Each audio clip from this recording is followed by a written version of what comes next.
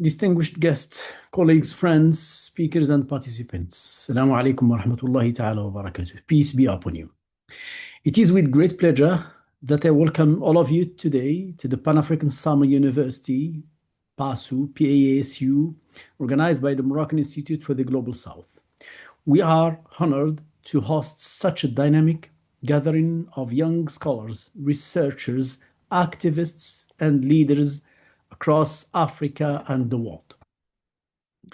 The creation of the Moroccan Institute for the Global South, MIGS hereafter, is an essential initiative in response to current challenges related to development, security, South-South cooperation, among others.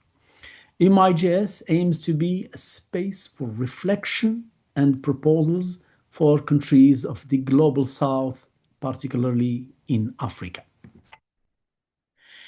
The idea of the Global South dates back to the Cold War, particularly with the concept of the Third World, Tiers-Monde, coined by Alfred Sauvy during the Cold War, as I said, to denounce global inequalities. This idea was reinforced by the Bandung Conference in 1959, which we celebrate its 70th anniversary this year, marked the assertion of the newly independent African and Asian countries and their desire for cooperation and non-alignment vis-à-vis the great powers. The term Global South, popularized by Carl Oglesby in 1969, came to describe the domination of the North over the South, which produced an intolerable social order. Today, with the rising influence of southern countries such as the BRICS or the founders of the BRICS, and both the founders and the members of BRICS Plus and their significant presence, I'm talking always about the southern countries in the G20, the Global South is establishing itself as a key player in the emerging world order. Distinguished guests, colleagues, friends, and participants, the Pan-African Summer University goes beyond being just a program.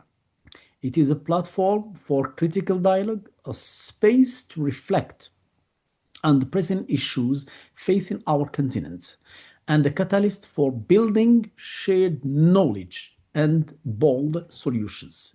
This initiative reflects also a deep belief in Africa's ability to think for itself, speak for itself, and shape its future with confidence and unity. And the theme Africa in the Age of Uncertainty, we will explore the challenges of our time, from security perils, separatism, climate change, economic inequality to foreign intrusion, but also the immense potential that lies in solidarity, innovation, and collaboration. The PASU's goals include, among others, of course, the aim to strengthen a strong sense of Pan-African identity and solidarity, to encourage interdisciplinary dialogue and critical thinking, to facilitate intergenerational and transnational exchange, and last but not least, to empower youth in civic participation and social action. Distinguished guests, colleagues, friends, and participants, as the world of today is characterized by growing uncertainty, the decline of unipolarity, and the rise of a multipolar world order, Africa is navigating a complex landscape filled with challenges and risks. Yet, many hopes and opportunities are looming on the horizon. Africa's strategic landscape has been significantly reshaped by emerging and regional powers such as China, Russia, India, Turkey, among others, of course, through offering more diverse partnerships and alternatives to traditional Western influence. The combined impact of the COVID-19 pandemic and the war in Ukraine has driven food and fuel prices across the continent, deepening economic hardships of millions and placing additional strains on already fragile economies. At the same time, rising temperatures, prolonged droughts, irregular rainfalls, desertification, and frequent flooding are threatening food security, displacing communities, and intensifying conflicts over land and resources.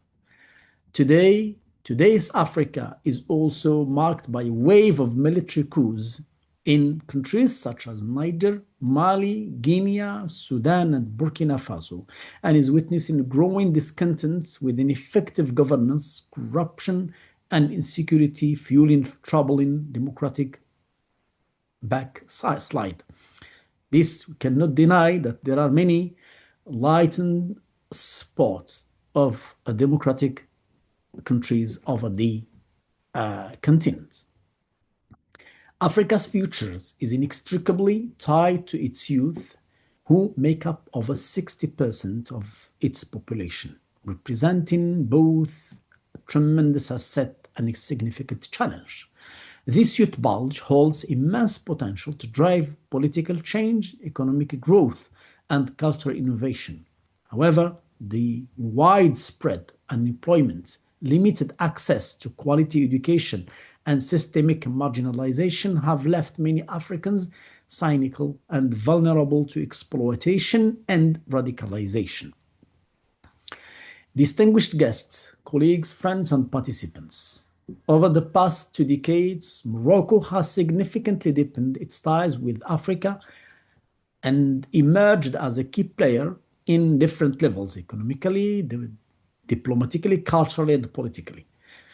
Rooted in its historical and religious connections with Africa, such as the sub-Saharan trade and also the shared religious traditions. Morocco has expanded its influence through strategic initiatives. The return to the African Union in 2017 marked a pivotal shift toward continental engagement. Morocco has become a leading investor in sub-Saharan Africa, particularly in banking, telecommunications, agriculture, and infrastructure. It actively promotes South-South cooperation, signing over 1,000 bilateral agreements and supporting Africa-led development. Diplomatically, the King, Mohammed VI, has spearheaded Morocco's outreach through extensive official visits and economic diplomacy, especially in West Africa and the Sahel. In migration policy, Morocco serves both as a transit and a destination country. In energy and climate leadership, Morocco is positioning itself as a renewable energy hub and promotes green cooperation across the continent. Its Pan-African vision emphasizes unity and economic integration. In conclusion, Morocco aims to act as a bridge between North and Sub-Saharan Africa, combining soft power with strategic investments. Through initiatives such as those led by the Moroccan Institute for the Global South, we are shaping the Africa of the future, an Africa that defines its own path, takes its own actions, and asserts its presence on the global stage. Over the coming days, I will invite all of you to engage fully and listen deeply. Let this be a space not just for learning, but for connecting across borders, generations, and disciplines. I would like to thank my colleagues at the Moroccan Institute for the Global South, namely Dr. Belalij and Dr. Rakai, for their tireless efforts in bringing PASO 2025 to life. My sincere thanks go also to Mohammed Maizi, among others, our invaluable behind-the-scenes contributors. The Moroccan Institute for the Global South extends its heartfelt gratitude to all our speakers and participants who accepted our invitation without hesitation, believed in us, supported us, and whose names will forever be part of the history of our institute. Dr. Harash, Dr. Riyad, Dr. Wasmin, Dr. Khader, Dr. Zkari, Dr. Al-Hasnawi, Dr. Al-Hafidi, Dr. Majidi, Dr. Al-Khamlishi, Mr. Ammar, Dr. Kim, Dr. Gabagidi, Dr. Bethel, Dr. Miftah, Dr. Fadil, Dr. Idrisi, Dr. Bilqadi, and Dr. Okasha. We also sincerely apologize for to the other speakers who we were unable to accommodate in this edition. Once again, welcome and thank you for being part of this important journey. Wassalamu alaikum.